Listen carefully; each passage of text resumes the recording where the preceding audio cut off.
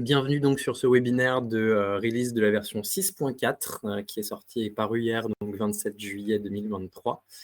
Je suis avec Rudy, donc conseiller en digital learning. Je te laisse te présenter. Oui, très bien. Pour ceux qui ne te connaissent pas. Ok, pour ceux qui ne me connaissent pas, du coup, moi je travaille aussi surtout au marketing.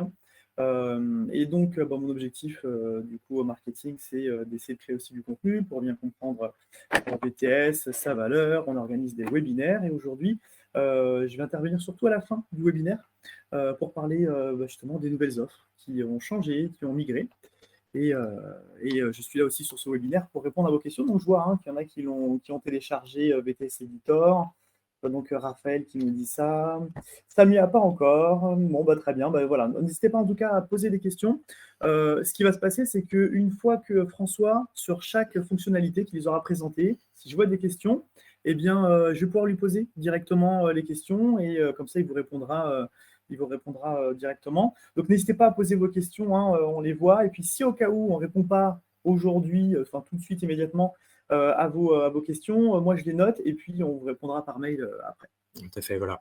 Que ce soit aussi dynamique que possible, quand vous avez sur une fonctionnalité des questions, allez-y, Rudy m'interrompra, je répondrai directement et ce sera d'autant plus dynamique pour explorer les fonctionnalités en entier.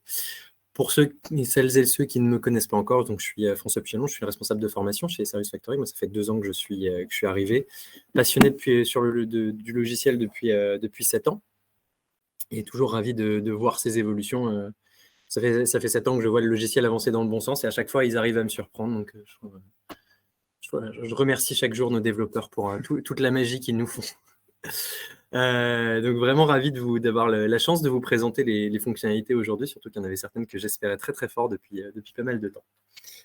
Au programme justement, le nouveau bloc menu des améliorations du comportement des personnages, des fonctions des nouvelles fonctionnalités au niveau de l'accessibilité pour les apprenants. C'est bref, mais on a un tout petit peu amélioré le bloc vidéo. On va vous parler d'intelligence artificielle aujourd'hui, des nouvelles fonctionnalités avec la réalité virtuelle et Rudy complétera en vous parlant des nouvelles offres tarifaires. Je commence donc avec de basculer sur la présentation de VTS.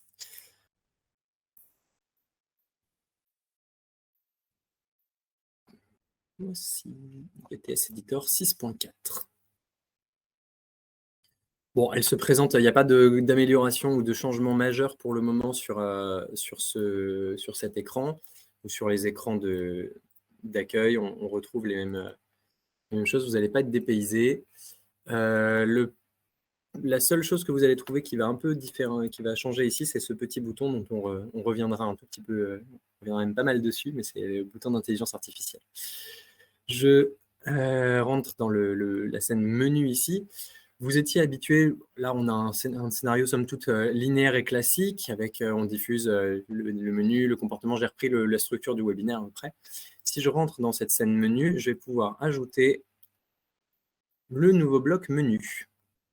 Première chose qui change dans l'interface, pour les plus habitués, vous voyez qu'il y a ce petit bouton ici, tester votre expérience de Twistblock, histoire de diminuer la distance entre la souris pour tester directement le bloc et lire. À ce moment-là, vous n'êtes plus obligé de sélectionner le bloc et d'aller le lire là-haut. Vous pouvez prendre le bloc et le lire directement ici. On gagne en un mois de conception, on gagne quand même quelques minutes à force pour tester les expériences. Je vais relier mon bloc. Voici à quoi ressemble ce bloc menu. Je vois des petits pouces qui arrivent, ça fait plaisir de voir. Voilà. Ça, c'est un bloc menu donc avec 3 choix. Je vais ici mettre par exemple donc, mon bloc menu. J'ai des questions d'accessibilité, de vidéo. J'ajoute intelligence artificielle. Voilà. Comme vous voyez, j'ai ici, quand j'ai ajouté un choix, j'ai un 4e choix qui sert à ajouter. Je peux mettre ici rajouter. Donc pour le menu, j'ai une icône de bloc menu. L'accessibilité, je ne l'ai pas mise, mais en la vidéo non plus. Intelligence artificielle, j'ai. Si l'accessibilité, j'ai celui-là, c'est le nouveau menu. Voilà, et le comportemental. Avec le nouveau bloc, regard, je spoil un tout petit peu. Si Vous retrouvez ici à peu près donc je vais mettre un titre, menu navigation du webinaire. Je peux changer l'affichage, la taille des affichages de mes textes. Ici, ça va être, vous avez l'habitude d'en adapter la taille maintenant sur quelle est la taille que ça peut prendre. J'ai des options de colorer l'image, etc. Mais surtout, mes pictogrammes sont là-dedans. Vous retrouvez à peu près la façon dont est présentée les zones cliquables, sauf que vous n'avez pas à déplacer vos zones cliquables vous-même. C'est VTS qui se charge de ça en fonction du modèle de menu que vous avez choisi. Donc, on a un premier modèle, un second avec pas d'image pour le coup, où on retrouve les différents endroits où accéder. À peu près la même chose ici. Ici, on retrouve les images avec un menu comme ça. Donc, selon les choix qu'on ajoute, on a des changements d'ergonomie du bloc menu. Cet affichage-là, où on va augmenter largement la taille des images et où on va juste les évoquer quelque part en disant « Ah mince, on va zoomer sur des détails ».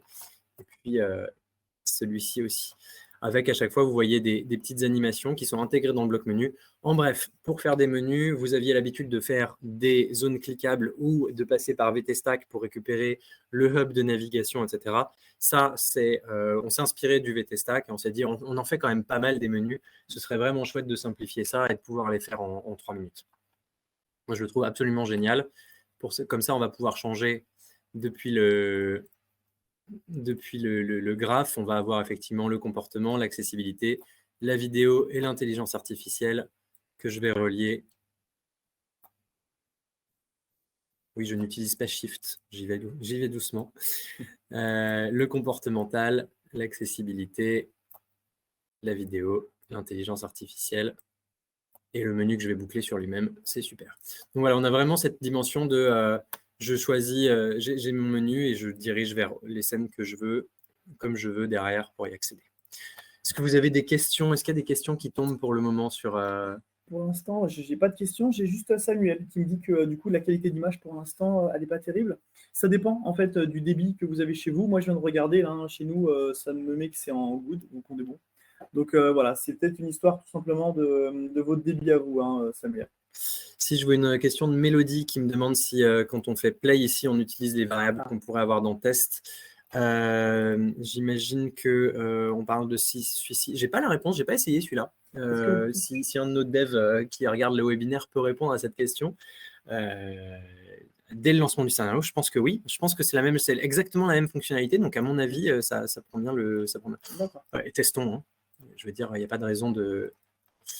Il n'y a pas de raison de ne pas le faire. On va rajouter un petit flag. Non, les flags, il va être configuré. Hop. Voilà, var test, on va lui donner une valeur de 50. J'attends la réponse sur Skype. Voilà, non, mais c'est bon, on va l'avoir. On va avoir la réponse. Je vais mettre ma var test à 50. Hop.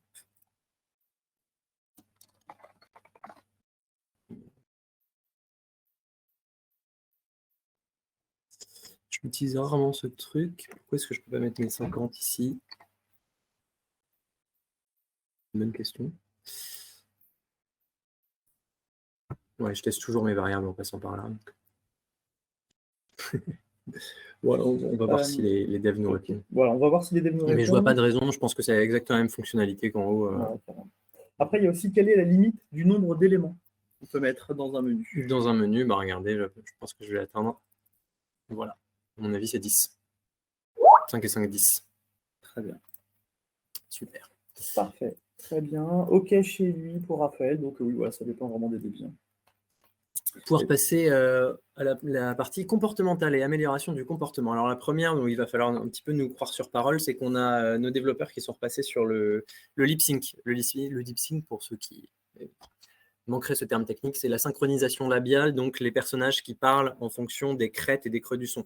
Quand vous avez un MP3 qui est généré automatiquement via texte et voix ou que vous l'avez importé en l'enregistrant vous-même, VTS monte et descend avec VTS regarde les crêtes des sons. Il y a du son, je fais bouger les lèvres. Il n'y a pas de son parce que, par exemple, 3 points de suspension, je coupe les lèvres du personnage. Ben ça a été amélioré. On est rentré un peu plus loin dans ce que j'ai compris. On est rentré un petit peu plus loin dans les syllabes. Ce qui devrait améliorer très légèrement. On continue de progresser en tout cas et d'être à la pointe de ce qu'on peut faire à notre niveau sur la synchronisation labiale et le comportemental des personnages. Je vais en profiter pour vous parler d'une… alors, on a aussi dans les comportement, et voilà, on a les émotions on a récupéré un délai et une durée dans le bloc émotion ici. C'est-à-dire que je peux déclencher un délai et dire que mon personnage ici va avoir une émotion de peur dans une seconde, c'est-à-dire au moment où il se passera quelque chose dans le scénario. Donc, je ne déclenche pas forcément la peur immédiatement. Si j'ai un bloc parlé, par exemple, quelqu'un qui parle à ce personnage, eh ben, le personnage n'aura l'émotion de peur qu'au bout d'une seconde, et je vais pouvoir lui mettre une durée aussi, par exemple 2, et dire qu'il prendra cette émotion de peur dans une seconde, pendant 2 secondes, et puis après, il reviendra à son état précédent, par exemple, la joie s'il y était. Très bien. Voilà. J'ai une autre question qui est, est-ce que ça améliore tous les anciens personnages 3D ou uniquement la génération 3? Pour moi, je pense que c'est la génération 3. Je pense que ouais, c'est que la dernière génération, effectivement. Très bien. Et là, j'ai une question oui. qui est le problème des personnages qui parfois regardent qui ne regardent pas là où on souhaiterait qu'ils regardent. Et bah justement, c'est Samuel qui pose la question. Samuel qui pose la question. Samuel, regardez, on a un tout nouveau bloc ici. Regard, j'y viens dans une seconde. La transition est très bien. Ouais, c'est génial, j'adore. Moi, je fais ça en formation parfois, mais les utilisateurs qui me font des transitions de « Est-ce qu'on peut faire ça ?» J'y venais juste après, c'est trop fort. J'ai même pas à réfléchir à ma transition. Parfait. Alors, et j'en profite pour faire un petit passage sur le walkthrough. Ça, ce sera le moment un peu technique du webinaire. Les variables peuvent faire peur à certaines personnes. Là, on va simplifier quelque chose. Walkthrough, vous reconnaissez walk, marcher. Ici, dans mon décor, alors il est en décor manquant, je vais le retélécharger. Voilà. Ici, dans mon décor studio photo, j'ai... Pourquoi il n'est pas pris? Il n'a pas fini de télécharger, je pense. Super. J'ai donc mon personnage dans ma scène ici, dans mon casting, c'est mon personnage numéro 1. L'apprenant est toujours le personnage 0. Le personnage ici, c'est le personnage 1. Ah, on a une réponse sur la lip sync. Toutes les générations de personnages devraient bénéficier du... Pas seulement la Gen 3, devraient bénéficier du lip sync. C'est super. Donc, j'ai mon personnage 1 qui est placé ici. Et je vais récupérer dans l'édition du décor... On voit plusieurs positions. Ça, c'est la position 2. Ça, c'est la position 3. Ça, c'est la position 1. Donc, pour l'instant, il est positionné en 2. Et ma position 4, si je zoome dessus, voilà, ma position 4 est là. Je demande donc avec la fonction walkTo1,4, c'est le personnage 1 doit se déplacer à l'emplacement 4. Je retrouve ça, si je réécris walkTo, vous avez parfois, pour certains, l'habitude d'utiliser le menu des variables comme ça. Déplace le personnage numéro A. C'est bien le personnage numéro 1, c'est bien un entier, donc on ne prend pas peur en lisant entier A, entier B, mais le personnage numéro 1, donc c'est dans la liste des personnages du projet, vers l'emplacement numéro B, donc l'emplacement numéro 4, c'est dans la liste des emplacements du décor. J'ai juste une question, quand tu dis le personnage 1, c'est le personnage à la position 1? Le personnage qui est à la position 1 dans la liste des personnages ici. Apprenant 0, personnage 1. Parce qu'en fait, ce personnage, c'est quand je réfléchis à où est-ce que je veux que ce personnage se déplace, je réfléchis à je veux que ce soit mon formateur qui se déplace et qui aille à cet endroit-là. C'est pas je veux que ce soit le personnage qui est actuellement à cet emplacement qui bouge. C'est j'ai un personnage en tête et je sais où est-ce que je veux qu'il aille. Donc voilà. Donc vous retrouvez les instructions ici pour utiliser le walkthrough, mais grosso modo, vous avez le walkthrough 1.4. Derrière, j'ai mis des attendre et du forcer 360 pour avoir un mouvement de caméra intéressant et qu'on voit bien le mouvement qui se produit. Mais voici l'effet de ce walkthrough. Ça existait déjà depuis la 6.3, mais on ne l'avait pas encore montré en webinaire. On voit bien mon personnage qui marche et qui finit par se retourner vers la caméra pour me parler. Voilà. Ça, on est aussi dans une question de comportement du personnage. Pour ceux qui veulent, on peut aussi se faire tourner un personnage vers une position en particulier, par exemple avec le turn to, qu'on va retrouver de la même façon et qui fonctionne de la même façon. Il va juste se tourner, il ne va pas marcher. Voilà. Vous pouvez désormais faire marcher, pour ceux qui assistent à ce webinaire, vous pouvez faire marcher vos personnages, vous savez comment faire maintenant. Ça fait micro-formation en même temps. Mettons maintenant que mon personnage, une fois qu'il est placé ici, j'ai besoin d'interagir avec, de parler de cette caisse où j'avais un appareil photo rangé et j'ai cet appareil photo ici. Est-ce que vous avez vu, pour les plus attentifs, que dans l'édition du décor, vous aurez reconnu les emplacements de personnages, les emplacements de médias, et maintenant on a un nouveau point ici, avec une grille derrière. Ceci est la grille des points d'intérêt. Je vais supprimer le point d'intérêt numéro 2. Mon point d'intérêt numéro 1, c'est cette petite boule ici, que je vois que si je le sélectionne, mon personnage le regarde. Donc là, j'avais déjà paramétré sur la caisse, mais je vais ajouter un point d'intérêt sur la caméra ici, enfin l'appareil photo. J'ai donc de la même façon que mes personnages, mes médias, la possibilité de déplacer ce point d'intérêt horizontalement, verticalement et le placer sur l'appareil photo de manière à ce que le personnage le regarde. Ce point d'intérêt, il va pouvoir être utilisé grâce au bloc regard. Alors le bloc regard, comme c'est du comportemental un petit peu avancé, on ne l'a pas mis dans la liste des blocs standards ici. Vous remarquerez éventuellement qu'on a remplacé, on a remis l'URL ici à la place du premier plan, parce que le premier plan est définitivement très peu utilisé. Et donc, si je veux ajouter un bloc regard, je double-clique sur mon fond d'écran, ou alors je dis qu'après mes 4 secondes ici, je veux ajouter un bloc regard, comme ceci, et je vais demander à mon personnage de regarder. Donc, mon personnage, souvenons-nous que j'ai fait déplacer, il sera à gauche de la caméra, mais peu importe, puisque je sais que ce sera ce personnage, je lui demanderai à ce moment-là de regarder le point d'intérêt numéro 1 pour me parler de cette caisse. J'avais mis un bloc parler, mais qu'y a-t-il dans cette boîte? Et après, j'avais fait un retour au regard automatique. Si je veux qu'ensuite, il me parle de l'appareil photo, je vais pouvoir changer le regard et lui demander de regarder l'appareil photo, puis ajouter un bloc parler. Quel modèle d'appareil est-ce? Voilà. Et forcément, il va continuer de regarder l'appareil photo tant que je lui aurais pas dit de ne pas le faire. On retrouve ce système on-off dont vous avez l'habitude avec le premier plan, le son, les clics médias, etc. Je vais remettre un bloc regard donc, et je vais lui demander de retourner à son regard automatique, c'est-à-dire je regarde a priori la personne qui parle ou la personne à qui on parle, ou alors je lui dis, justement pour répondre à la question de le problème des personnages qui regardent là où on ne voulait pas, bah là je vais demander spécifiquement de regarder devant soi, ou spécifiquement de regarder l'apprenant, ou de regarder tel personnage. Voilà. En l'occurrence, je vais retourner au regard automatique ici. Et comme on en a parlé légèrement sur les émotions, on retrouve cette option de détailler. Je peux demander à ce que le personnage regarde l'appareil photo au bout d'une seconde pendant une durée de 3 secondes. Et donc, si je mettais cette durée de 3 secondes, il regarderait l'appareil photo, puis après, il retournerait à regarder la mallette. Voilà. Ce qui nous donne une belle scène bien comportementale qu'on ne pouvait pas encore faire il y a 6 mois, ou même justement avant-hier. Mon personnage va se déplacer. Ça saccade un petit peu visiblement sur Une fois qu'il s'est déplacé, il se retourne et puis il va regarder la boîte et demander ce qu'il y a dans la boîte. Mais qu'y a-t-il dans cette boîte? Quel modèle d'appareil est-ce? Localisation en direct. En plus. C'est un nouveau type d'intelligence pas artificielle. Voilà. Est-ce que vous avez des questions sur ce walkthrough, ce bloc regard? Il y a des questions. Super. Il y a la première avec du coup le système de quadrillage au sol qui permet justement les placements des personnages. C'est ça, on a mis un quadrillage qui permet de regarder où sont positionnés les personnages et de nous faire une indication sur leur placement. Et la proportion. Voilà, et où est-ce qu'ils sont à peu près sur le cas. Ça aide un peu quand même sur... C'est ça. Ça aide plutôt bien. Pour les proportions, c'est très bien. On a aussi une autre question sur les proportions sont-elles automatiquement générées lors du déplacement? Donc, oui. Oui, alors on a toujours la position horizontale et verticale.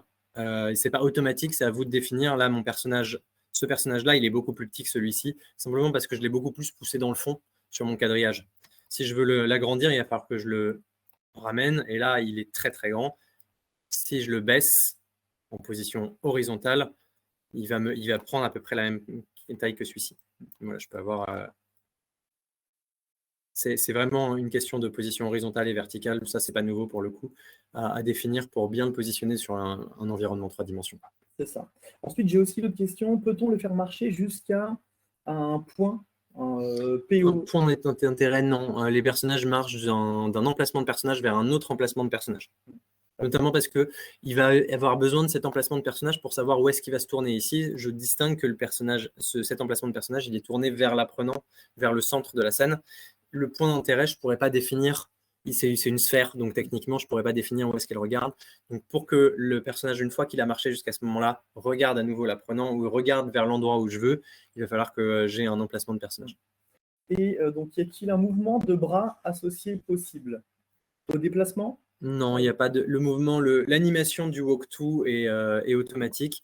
Vous retrouverez d'ailleurs dans les options du walkthrough ici la mention bêta, parce qu'on est On est d'accord, c'est pas entièrement ergonomique, pardon.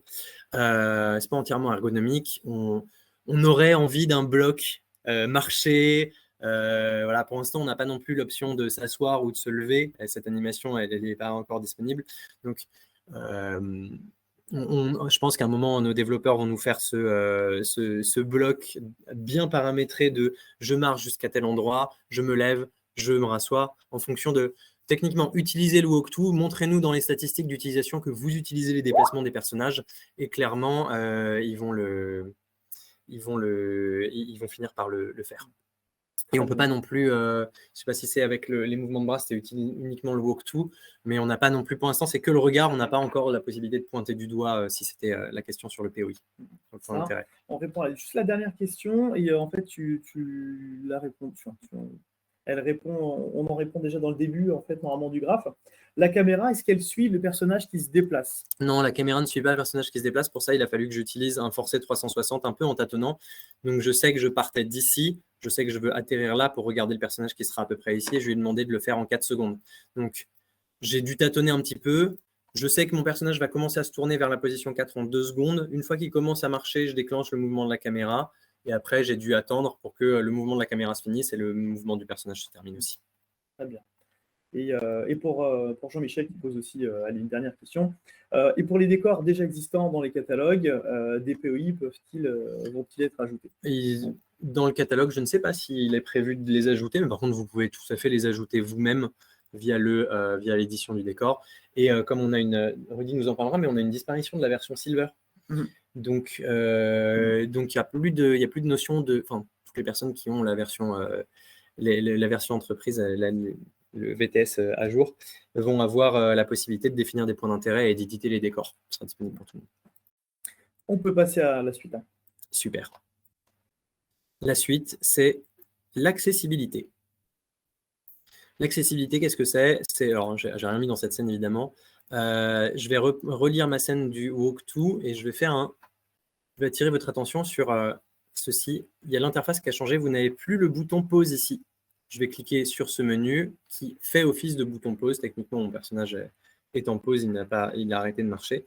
Je retrouve mon historique de conversation. Si j'avais des badges, je les retrouverais ici, mais par ergonomie, comme il n'y a pas de badge dans cette expérience, ils sont supprimés de ce menu. Pareil, je n'ai pas d'inventaire configuré, donc je n'ai pas d'affichage de l'inventaire, donc je retrouve juste mon historique de conversation et mes paramètres. Dans les paramètres, vous retrouvez la langue, comme ça n'a pas vraiment changé, on a juste changé l'ergonomie et l'interface. On a aussi les options de son, ça on a un petit peu changé.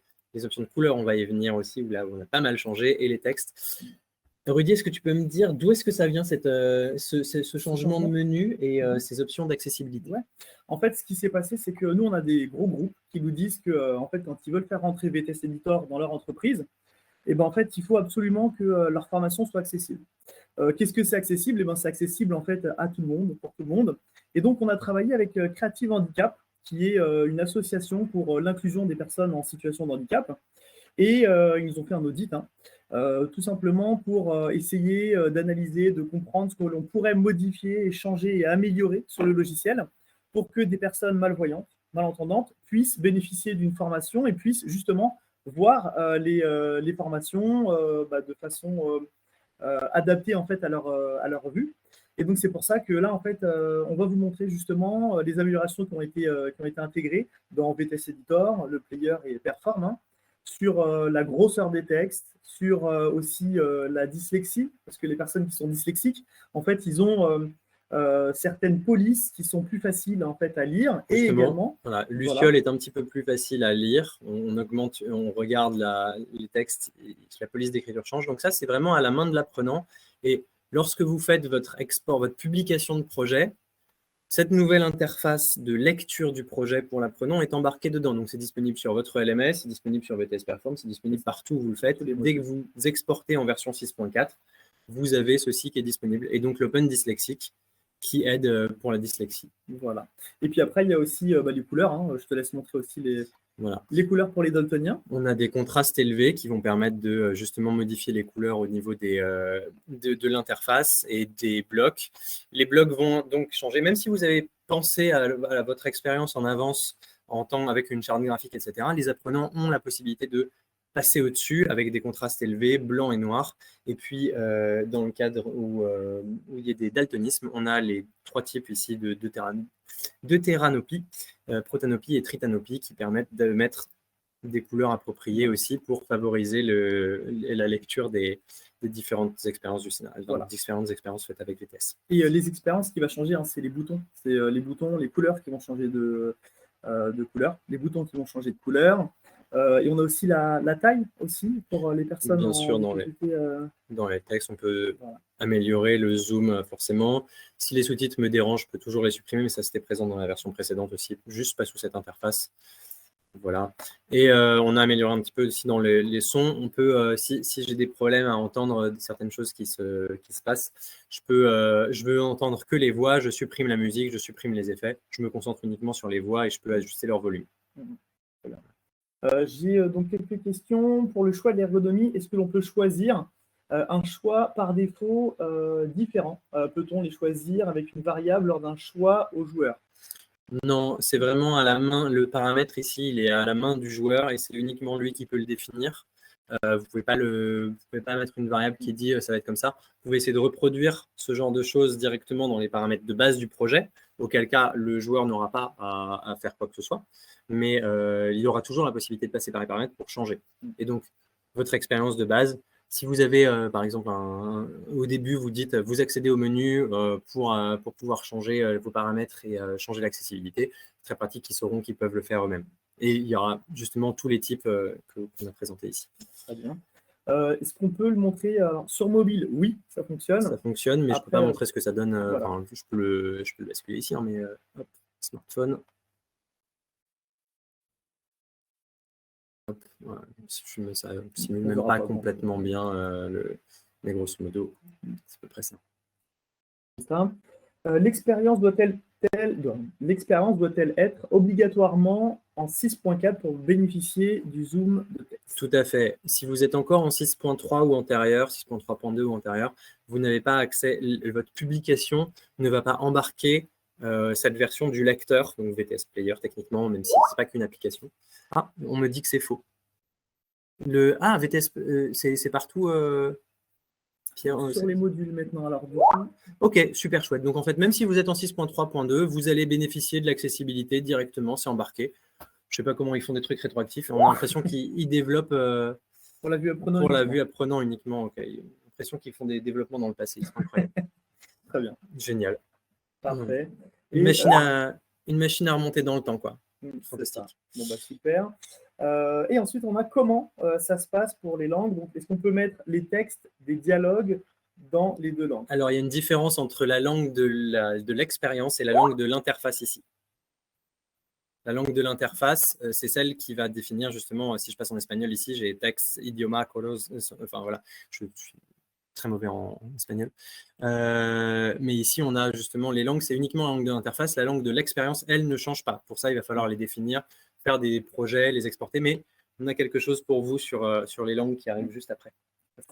Et juste pour réalimenter un petit peu l'histoire de la vue, en fait, c'est parce qu'il faut avoir le player 6.4 pour pouvoir le faire. Donc, tu peux avoir ta formation en 6.3, ton logiciel en 6.3, mais du moment que c'est le player qui est différent, qui est en 6.4, et ben du coup, ça fonctionne. Sur VTS Perform, par exemple, ce sera le cas.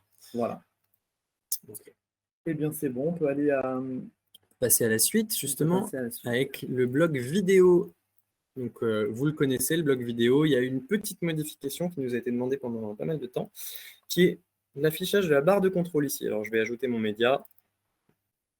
Voilà, et si je joue, je retrouve les options. Alors, rejouer, la pause, etc. On voit bien l'interface qui bouge à chaque fois. Ça vous êtes habitué, mais la barre de contrôle ici, c'est une petite barre en dessous qui me permet de me déplacer dans la vidéo. Alors, je ne mets pas de volume pour éviter de nous casser les oreilles.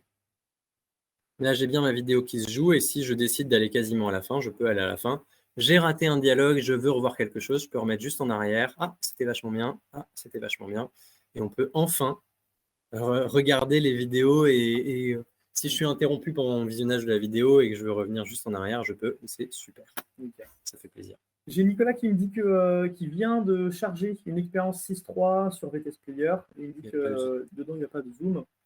Il faudra qu'on regarde, mais en principe, selon les développeurs, en ayant le 6.4, ça fonctionne. Parce que là, il dit que même en ayant le 6.4, ça ne fonctionne pas pour Nicolas. Donc, je vois Dominique qui nous pose la question aussi du VT Stack. Donc, histoire qu'on parle bien de la même chose, on a le VT Stack présentation d'interface ici. Prévoyez-vous une mage de ça, puisqu'on n'a plus le bouton pause. Je pense qu'elle est prévue effectivement, cette mage, en incluant toutes les options d'accessibilité. J'imagine qu'elle est prévue. Au pire, il suffit de la faire une fois en repartant du principe et en changeant le truc. Mais pareil, si on peut avoir une réponse du côté du back-end, ce serait super.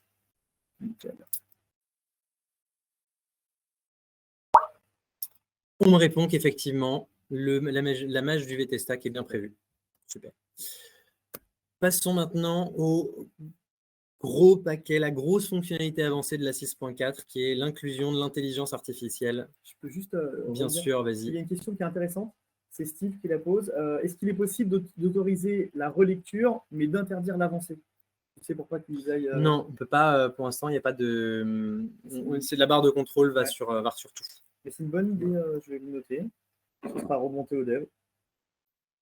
Alors, l'intelligence artificielle, il y a 3 outils d'intelligence artificielle qui sont présents dans VTS Editor avec la 6.4. Je peux ajouter par exemple n'importe quel bloc parlé, message, bref, à n'importe quel endroit où j'ai ici saisissez votre texte. On remarque que, alors, je ne sais pas pourquoi il est désactivé ici, mais je vais aller normalement sur la 6.4, il est activé de base. Afficher les conseils. Ah. Désolé, je désactive les notifications de son Skype. Je quitte Skype même d'ailleurs. Bah, allez, quitte. Voilà. Je vois pas sur cette version. J'ai un outil ici d'intelligence artificielle avec un petit cerveau, mais là je ne l'ai pas. Bah, écoute, on partage. Elle a été désactivée. Parce que je suis pourtant bien sur la 6.4. Ouais. Bah, écoute, on fait… Je l'ai sur mon ordi ou tu peux partager le tien? Vas-y, il faut juste que tu l'enlèves. On confirme que je ne suis pas sur la bonne version. D'accord. Et bien, on va faire avec cela. Yes. Et partager. Allez, je laisse yes. Faire dessus. On change de place? On change de place, c'est parti. Je vais couper le pop.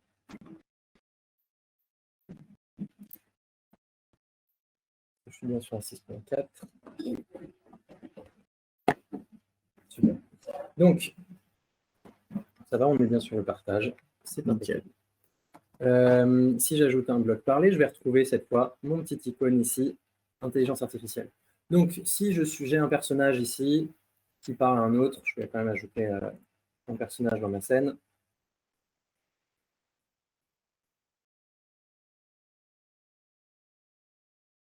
Maintenant, on va parler à ce personnage et je lui dis bonjour, monsieur le consultant en formation. Hop, je vais sur cette icône d'intelligence artificielle de reformulation et complétion.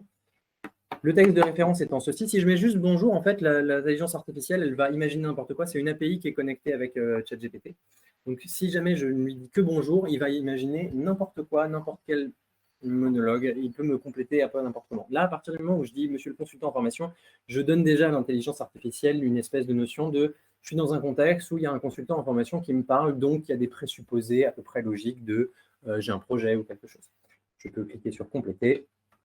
Et ChatGPT va alors, on va avoir une question de mot de passe, voilà, pour mes crédits. On a un petit changement de façon de consommation des crédits, pour info, on y reviendra. Avec qui va être active dès aujourd'hui. Voilà. Bonjour, monsieur le consultant en formation, je suis heureux de vous rencontrer, je m'intéresse à la formation continue, voilà, et donc je récupère ceci dans mon bloc parlé. J'ai la même chose, si jamais je ne suis pas tout à fait satisfait de ça, je peux reformuler, et auquel cas, l'intelligence artificielle va reprendre les mots, va les changer légèrement de manière à me proposer quelque chose qui peut mieux me convenir. Ça, on le trouve à plein d'endroits, vraiment, cette option, ce petit icône d'intelligence artificielle. Mais le plus intéressant, les 2 fonctionnalités les plus intéressantes pour moi sont celles ici de génération de blocs. Grâce à ceci, ce petit bouton qui est juste sous le bloc-notes, je peux générer des dialogues, des monologues, des quiz, des réorganisés, du vrai-faux, de l'appariement, du drag and drop, du champ texte ou de la conversation arborescente. Donc, par exemple, en quiz, Moi, j'en parlais avec un de nos DLE tout à l'heure, mais justement, si je veux imaginer des mauvaises réponses pour un quiz, je sais que je veux faire un quiz, par exemple, sur, je sais pas, avec la méthode, enfin, la taxonomie de Bloom. Une question sur la taxonomie de Bloom en ingénierie pédagogique. Je peux générer mon quiz. Et si je n'ai pas d'idée de ma question, il va me faire juste ce quiz-là et on va voir si on le propose. Mais par contre, si j'ai déjà une idée de ma question, ça peut être pratique d'avoir, ici, voilà, j'ai donc la taxonomie de Bloom, c'est quoi? Hiérarchie de domaine d'apprentissage. Donc là, j'ai bien 10 points pour la bonne réponse, ou une méthode d'analyse, une collection de techniques d'enseignement. Si j'avais déjà une idée de ce que c'est que la taxonomie de Bloom et que ma bonne réponse ne convient pas tout à fait, que je veux l'améliorer, je peux l'améliorer. Par contre, je n'ai pas eu à inventer les 3 autres mauvaises réponses. Et en tant qu'ingénieur pédagogique, vous avez l'habitude à devoir imaginer des mauvaises réponses et en se demandant, une mauvaise réponse, c'est quoi quand même? Qu'est-ce qui serait pertinent pour que mon apprenant puisse quand même réfléchir et pas juste se dire, mais non, ça, évidemment pas. Voilà. Donc, ça fait gagner beaucoup de temps. Et moi, je trouve ça assez génial d'avoir aussi la possibilité de, je vais descendre un tout petit peu, mais générer des conversations arborescentes. Je vais générer par exemple une conversation à 2 embranchements, mais une profondeur de 4. Entre justement le personnage apprenant, ce serait un responsable RH avec un consultant en formation. Et ils discutent de projet du responsable RH pour l'intégration des personnes recrutées. Voilà. Je sépare les réponses dans le bloc parlé et je génère. J'envoie. Donc, je vais avoir 15 crédits consommés parce qu'en fait, j'ai 15 embranchements qui vont être générés, 15 choix de phrases qui vont être proposés et calculés par l'intelligence artificielle avec des embranchements qui se calculent au fur et à mesure. Et comme ça fait 15 choix de phrases, ça fait beaucoup de blocs parlés, mais en fait, ils sont inclus dans les choix de phrases techniquement. Donc, ça fait moins de crédits et ça me fait cette belle génération. Super. On en profite, il y a une petite question qui est intéressante. S'il demande de reformuler la première proposition sur GPT, oui, est-ce que ça prend des crédits? C'est un autre crédit, effectivement. À chaque utilisation de l'IA pour générer un bloc, un crédit, une reformulation, un crédit. Voilà, un crédit. En revanche, comme je disais, comme là, ça prend un peu de temps de générer autant de blocs, puisque c'est des blocs qui sont incrémentaux. On a changé le système d'utilisation des crédits. Vous étiez habitué à avoir un pool de crédits dans lequel vous tapiez pour de la génération de texte et voix, par exemple, ou pour acheter des personnages. Pour acheter des personnages, ce pool de crédits est maintenu. Par contre, chaque mois, vous allez avoir 250 crédits que Serious Factory vous donne pour utiliser les générations de texte, l'intelligence artificielle, la synthèse des voix. Si vous les utilisez en entier, vous commencez à taper dans le pool de crédits d'après. Si vous ne les utilisez pas en entier, il n'y a pas de cumul. Ce n'est pas parce que j'ai encore 50 crédits, je ne vais pas être à 300 crédits au début du mois suivant. Je vais remonter à 250 crédits. On vous incite évidemment à les utiliser et à générer vos... Voilà. Ah voilà, j'ai mon arborescence qui vient d'être faite avec un choix de phrase. Quel est votre projet pour l'intégration des personnes recrutées? Comment comptez-vous aborder cette formation? Et derrière, j'ai une réponse. Je veux assurer une formation adéquate pour garantir. Et en fonction de cette réponse-là, on a donné cette réponse-là à l'intelligence artificielle pour lui dire fais un choix de phrase qui corresponde à ce thème-là maintenant que le personnage a répondu ça. Et on va ainsi sur des grosses arborescences qui permettent de... Grosso modo, j'ai un stagiaire qui, pour 15 crédits, m'a fait une proposition arborescente que j'ai plus qu'à corriger pour voir si les chemins me conviennent ou si celui-là, il ne va pas du tout et je peux le supprimer en entier. Voilà. Très bien. Et Rudy vous le présentera, mais 250 crédits, ça peut ne pas être suffisant pour utiliser, ça fait grosso modo que 250 blocs ou 250 250 crédits de génération de voix. On a une option plus qui va comprendre plusieurs choses, mais qui permettra de monter le pool à 10 000 crédits. Ouais, on en parle justement après à la fin avec les offres. Donc, je vois il y a pas mal de réactions. Hein. Les gens aiment bien là, par rapport à cette génération-là. Je vois des petites têtes, des pouces en l'air, c'est super. Je vois donc, bon, c'est une super belle avancée pour les concepteurs pédagogiques, Samia qui nous dit ça. Comment est dépensé les crédits pour l'utilisation de l'IA? Grosso modo, un crédit par bloc. Par bloc, un crédit par bloc. À quel moment sera effectué ce nouveau système de crédit? Eh bien, du coup, la migration va commencer à partir d'aujourd'hui. Et cette migration des offres, tous ces changements-là, vous allez recevoir un mail aujourd'hui à la fin du webinaire qui vous expliquera comment ça fonctionne. Parce qu'il se peut qu'en fait, il y ait des gens qui aient déjà acheté, par exemple, des crédits. Et en fait, souvent, la question, c'est qu'est-ce que je vais faire de mes crédits? Et donc, tout ça, ce sera expliqué par mail justement à la fin du webinaire. Voilà. Maintenant qu'on a fait ça, qu'on a fait toute cette belle génération de texte, vient le moment où je me dis, OK, super, ben moi je déploie en plusieurs langues, ça va me faire quand même beaucoup de texte à traduire. J'avais l'habitude d'aller dans mes textes et voix, de faire mes exports, de traduire, etc. Oh, merveille, un nouveau bouton de traduction automatique. Si je clique dessus, il me prévient, attention, ça va traduire la totalité du projet en remplaçant les textes. Avez-vous bien dupliqué votre projet? Là, je ne l'ai pas encore dupliqué, donc je vais le faire tout de suite. Je garde mon webinaire 6.4. Hop, je le duplique. Et ici, je vais l'appeler anglais, puisque je veux que ce webinaire, ce projet soit entièrement traduit. Je vais dans mes textes et voix, traduction automatique, j'ai bien dupliqué mon projet. Ma langue source, c'est bien du français. Je veux que ma langue cible soit de l'anglais britannique. Lancer la traduction, 71 crédits pour traduire l'entièreté des... Voilà. Et c'est fait. Oui, aussi rapidement que ça. What's in the box? We are the creators of our own destiny, etc., etc. Tout est traduit en une fraction de seconde. C'est juste, c'est un énorme gain de temps. Moi, personnellement, j'ai vu ça et je me suis dit, mais vraiment aussi rapidement, mais c'est complètement magique. Il n'y a plus qu'à corriger, en fait. Vraiment, c'est une super proposition. On gagne un temps absolument incroyable. Voilà, donc si vous faites du multilingue, tu as vu toutes les réactions. Ouais. Si vous faites du multilingue, je n'ai pas vu ça. Je fais une veille permanente sur les outils. J'ai vu ça dans aucun autre outil pour le moment. Moi, ça m'a explosé la cervelle. Wow.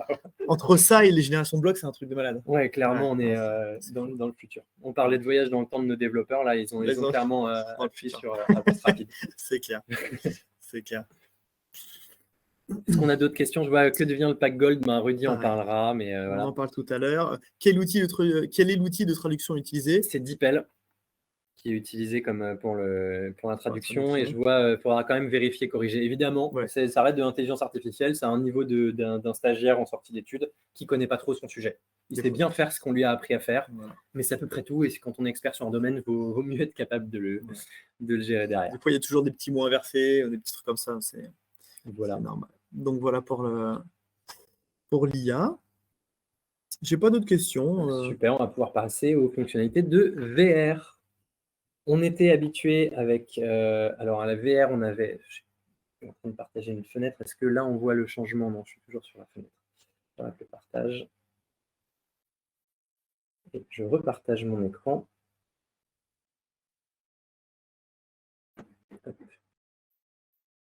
Voilà. Sur ma 6.3.2 ici, j'ai une vision de l'ensemble des blocs que j'ai placés sur un graphe. Voilà, on voit que en 6.3.2, le bloc diaporama n'est pas disponible en VR. J'ai juste basculé le projet en VR ici. En 6.3.2, le diaporama, ce n'est pas compatible. La vidéo, premier plan, URL. J'ai pas mal de blocs, là, les formulaires, curseur, champ numérique. Tout ça, c'est des blocs qui n'étaient pas compatibles en VR jusqu'à présent. Avec la 6.4. Je suis en train de partir. Ouais, j'ai bien basculé sur la 6.4 ici. On a le diaporama qui est disponible, la vidéo aussi. Le premier plan ne l'est pas. Pourquoi? Simplement parce qu'on a considéré que la zone cliquable, ça fait tout ce que fait le premier plan, mais en vachement mieux. Donc, ce n'est pas un problème de l'avoir laissé comme ça.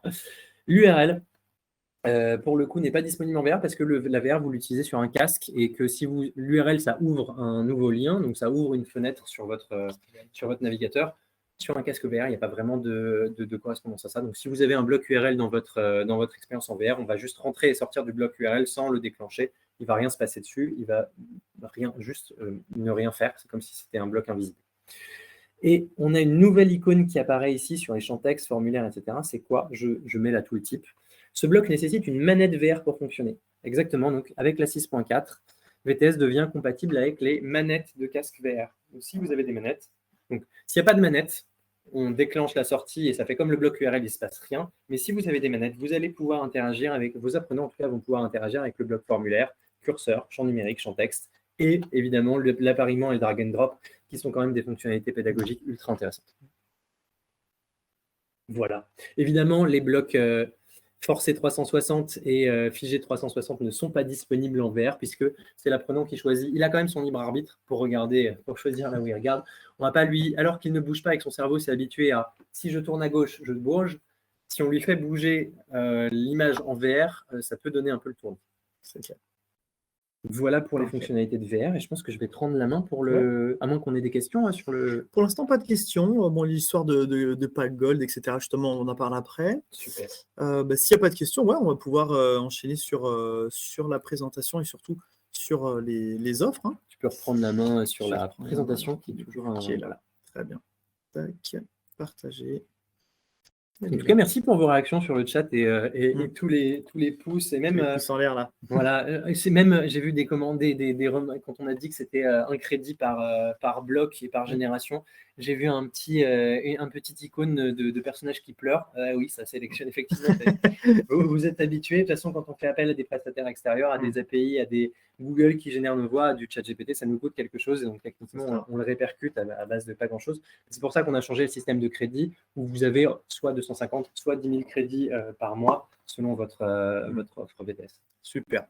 Il y a eu juste une dernière question de Steve qui demande si les zones cliquables restent ancrées dans l'image sans suivre lorsqu'on bouge la tête. Je crois qu'en VR, ça a été. Les développeurs me confirmeront, mais je suis quasiment certain d'avoir vu une démo où je bougeais la tête et où la zone cliquable suivait bien en interface, suivait bien le casque. Moi, j'avais même vu une vidéo qui est restée quand on tournait la tête. Si on voulait c'est vrai, j'ai vu ça aussi. Donc, on peut faire ça aussi. Le bloc quiz, les blocs suivent, il me semble que ça a été largement amélioré. Soit tu peux le laisser en tout cas, tu peux le laisser à un endroit et tu peux regarder ailleurs en tout cas. Je vois aussi une question, est-ce que le logiciel peut fonctionner en collaboratif en plusieurs en même temps? Ça a été. Je spoil un tout petit peu, je sais que les devs ont commencé à bosser dessus il y a quelques temps déjà et que ça a été dépriorisé justement avec les questions d'intelligence artificielle, de VR, que ça a été dépriorisé parce qu'on avait beaucoup plus de clients qui nous demandaient ces autres fonctionnalités. Super. Voilà. Mais on y a pensé et il y a même eu déjà un petit peu de boulot dessus, de ce que je sais. Très bien. À l'avenir, pour d'autres animations, des personnages seront. Je crois qu'on a cette question à chaque webinaire. Frotter les mains. Oui. Il y aura d'autres itérations d'animation a priori à un moment. Pareil, c'est l'allocation des ressources. Où est-ce qu'on pousse et où est-ce qu'on met la chose? Là, en l'occurrence, sur cette release-là, c'est particulièrement l'intelligence artificielle. Ok. C'est parti, on va parler des offres. Alors, les offres. Maintenant, il y a beaucoup de choses qui changent. On a en fait divisé les offres en 3 offres différentes. Il y a l'offre freelance qui est à 99 € par mois, dans laquelle il va y avoir les variables. Il va y avoir en fait tout ce qui était dans, par exemple, la version Gold à l'époque, parce que j'ai vu qu'il y a des gens qui parlaient de Gold dans le chat. Eh bien, la freelance, elle va être à 99 € par mois. Vous avez le droit à une licence uniquement. Vous êtes freelance, donc normalement, c'est qu'une licence. Donc, c'est limité à un abonnement. Et la facturation, toujours mensuelle, sur du 12 mois. Et vous avez également VDS Perform avec 3 places apprenants offertes pour pouvoir les déployer et justement tester vos déploiements avec 3 apprenants. Donc ça, c'est l'offre indépendante. Ce qui est important dans ce changement en fait d'offre, c'est de pouvoir s'adapter en fait à tout le monde, à chaque typologie. Et c'est pourquoi voilà, on se retrouve quasiment maintenant sur le prix d'un article Storyline pour les freelances. Oui, ça fait ça. Ouais. Juste avec la puissance du moteur VTS qu'on c'est ça. Et l'IA qu'on a rajouté, des personnages qui marchent. C'est bon. Donc voilà, c'est l'offre freelance. Ensuite, on a aussi l'offre enterprise, donc pour les entreprises, les organismes de formation. Vous avez aussi VTS Editor avec les variables et tout ce qu'on vient de vous montrer là. On a un accompagnement personnalisé. C'est Cindy, la Customer Success, qui va vous appeler, qui va vous accompagner, qui va vous ouvrir les chakras, le champ des possibles sur des fois des innovations que vous aimeriez bien faire. Eh bien, elle va vous aider, elle va vous accompagner, elle va vous montrer des exemples aussi d'autres clients, des cas d'usage qui sont possibles pour que vous puissiez tout simplement vous projeter plus facilement dans ce que vous allez pouvoir faire. On a un support prioritaire. Si vous avez des questions, vous avez un mail, vous envoyez vos questions, on vous répond aussi très rapidement. J'aime bien le terme de Customer Success. De toute façon, il y a vraiment... je peux le dire, à force, après avoir été client et être là, il y a vraiment une dimension d'accompagnement au succès de vos projets qui est fondamentale chez SF. Ouais, c'est vrai que tu étais client avant de 5 devenir... ans. 5 ans, très bon client. Bon, bah super. Et donc, du coup, ça, c'est l'offre Enterprise. Des tarifs dégressifs, bah, voilà, si vous prenez plusieurs licences, plus on prend des licences, plus on a des tarifs dégressifs. Et on a aussi donc l'offre éducation qui est à 119 € par mois. Celle-ci vous permet d'avoir une licence VTS Editor et 50 autres licences étudiantes sur lesquelles ils pourront tout simplement faire de la conception pédagogique. Vous allez pouvoir aussi, même en tant que professeur, faire des classes inversées. C'est une bonne pédagogie, ça aussi. Classe inversée, et toujours VTS Perform avec 3 places apprenants et des tarifs dégressifs selon le nombre de licences qu'on prend. Une fois qu'on a vu ces trois tarifs qui correspondent en fait à des typologies d'entreprises, on a l'option plus avec du coup 40 € par mois, donc c'est lié avec votre abonnement, c'est un supplément qu'on rajoute, et là on va avoir donc la vocalisation, l'IA illimitée. Alors, on a mis une petite étoile sur notre site, vous le verrez aussi, hein, c'est l'équivalent de 10 000 crédits. 10 000 crédits pour générer ou vocaliser en fait des voix, c'est énorme. C'est l'équivalent d'une heure de projet. Je pense que 10 000 crédits, c'est ce que j'ai utilisé depuis que j'utilise VTS Editor. Ouais, il utilise quand même pas mal. Je suis dessus tous les jours. Ouais. Donc, il utilise pas mal. Donc, voilà, c'est énorme. Et tous les mois, voilà, ça revient. Ça ne se cumule pas non plus, hein, ces fameux 10 000 crédits. Mais vous allez voir que vous allez avoir de quoi vous amuser pour générer des blogs, gagner du temps avec l'IA. Au pire, on utilise les 10 000 crédits. Je suis le 25 du mois. J'attends 5 jours avant de rejouer avec. Voilà. Exactement. Exactement. Le catalogue complet des personnages et des décors, nous on a aujourd'hui... alors, il y a plusieurs choses. Il y a 45 personnages, mais avec des variants différents. 300 variantes dans tout, ça fait 300 variantes avec les costumes, les casques, les lunettes, les typologies. Hein, on a des infirmiers, on a des médecins, on a des mecs du BTP, on a plusieurs variantes de personnages. Donc là, vous allez avoir tout complètement compris dedans. Avant, quand on n'avait pas du coup un catalogue illimité, il fallait acheter les personnages. Pour les acheter, c'était une soixantaine d'euros pour les acheter. Bah là, voilà, à 40 €.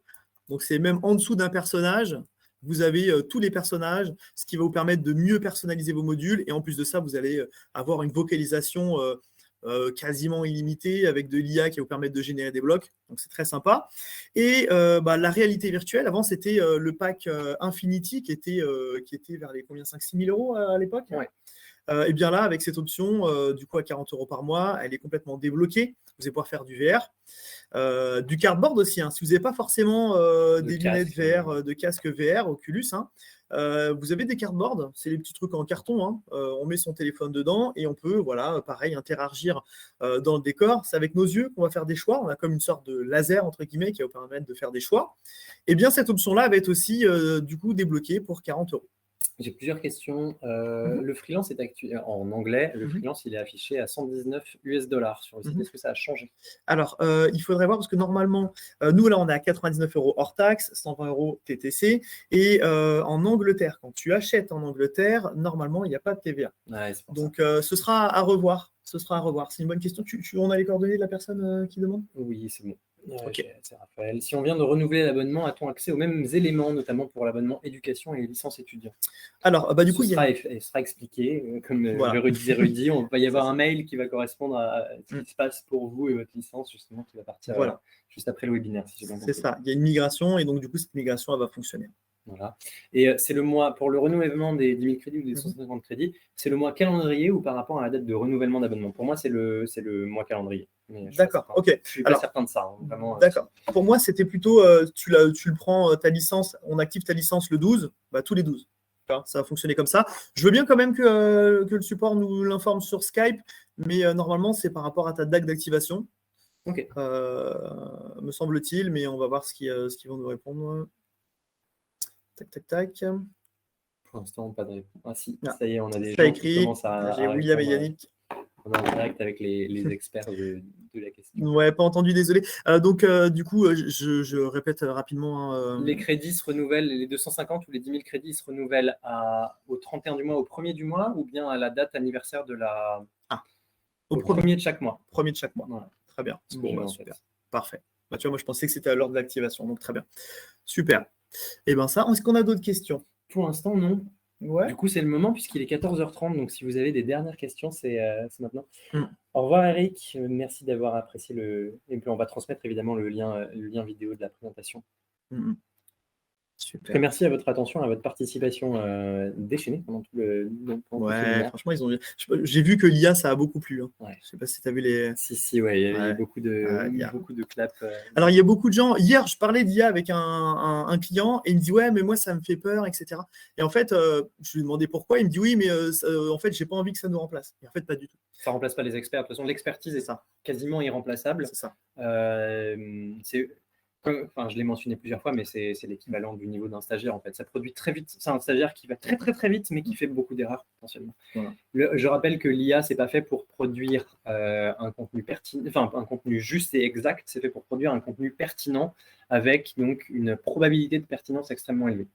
Voilà. Et ça te fait gagner beaucoup de temps, du coup. Ça te reformule des phrases, des questions, des blocs.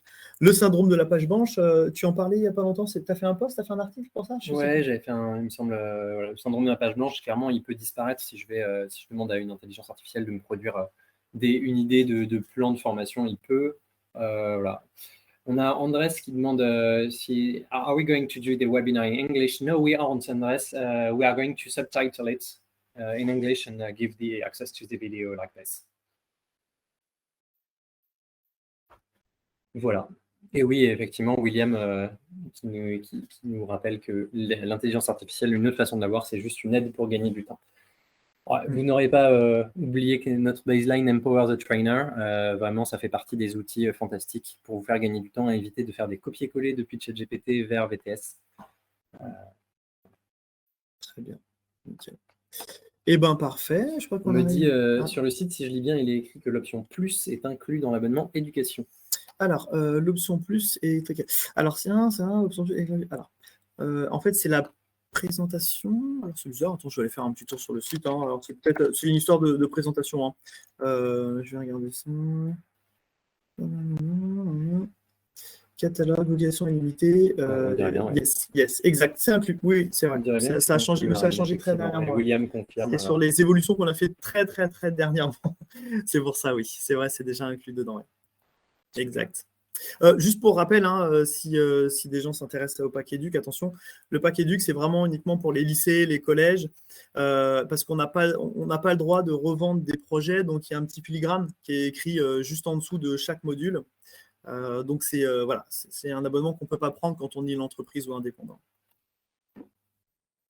Ouais, on a fait les changements hier, apparemment. Oui, c'est pour ça. J'ai dû aller c'est récent. C'est récent. Je dirais que c'est récent et intéressant. Oui, pour le coup. Eh ben, on est bon? J'ai l'impression qu'on est bon. En tout cas, à nouveau, merci pour votre attention, votre participation. J'ai mis la main sur Assist.4 il y a déjà 2-3 semaines et je suis tellement ravi. C'est un gain de temps sur plein de choses. Quand je reviens sur Assist.3 pour faire des modifs sur des projets en 6.3, je me dis mais ça me manque là. J'aimerais bien avoir ça. Okay. Voilà. Eh ben super. Et à nouveau, merci aux équipes internes de Service Factory d'avoir fait ce truc. C'est en tant qu'utilisateur de tout le temps et de tous les jours, c'est tellement bien, c'est tellement agréable. C'est clair, super. Moi, je vois que tout le monde reste encore, donc. Est-ce qu'il sera possible de choisir des équipements de protection individuelle pour les équipements, tout ça, et ça évidemment, c'est des fonctionnalités qu'on nous a beaucoup demandé. Je sais qu'elles sont incluses quelque part dans la roadmap. Je n'ai pas de visibilité sur quand est-ce que ce sera, etc. Ouais, Céline, je vous invite à contacter directement un des commerciaux pour demander si vous pouvez avoir accès au pack éducation. Je ne sais pas. Est-ce qu'information associative, il faudra voir? Et puis aussi, il y a une dernière nouveauté, je vois que tout le monde est encore là. L'achat de licence, maintenant, ça se fait directement sur le site web aussi, en carte bancaire.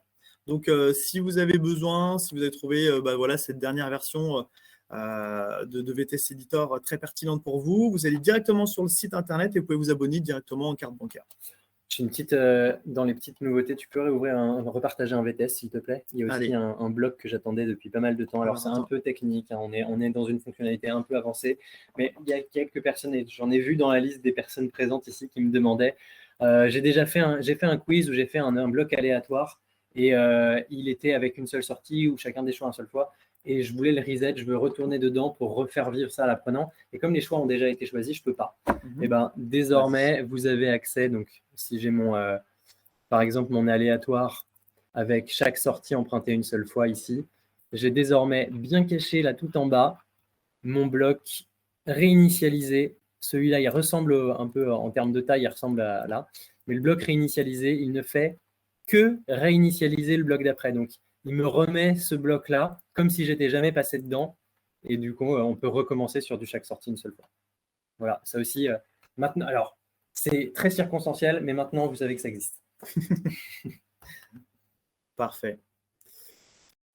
C'est parti, on se quitte. Ce qu'on fait, c'est que ce sera en replay aussi. Hein, voilà, on vous envoie le replay, on regarde la liste de voilà. toutes les questions, vérifier qu'on n'en a bien omis aucune et, Ouais. et on vous envoie les réponses à la question. Parfait. Voilà, bonne Très conception à vous, amusez-vous bien. À toutes. Et bons projets. Au revoir. Au revoir, ciao.